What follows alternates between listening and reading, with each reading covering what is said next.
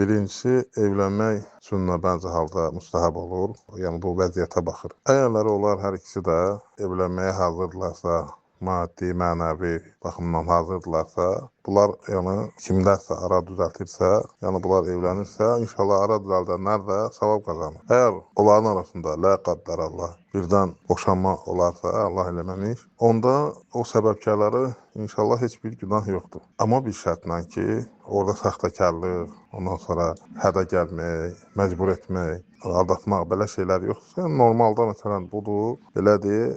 Yəni bəyəniblər bir-birin və əlbəttə ki, bunlar məsələn sünnədandır ki, bir-birini görsünlər, yəni şəriətin çərçivəsində bəyənirlərsə, yəni bir-birlərinə uyğun görürlərsə, evlənirlərsə, yəni ara düzəldənlərə heç bir günah yoxdur inşallah və onlar yəni buna özləri məsuliyyət daşıyırlar. Allah qorusun, Allah xeyirləsin, Allah kömək olsun.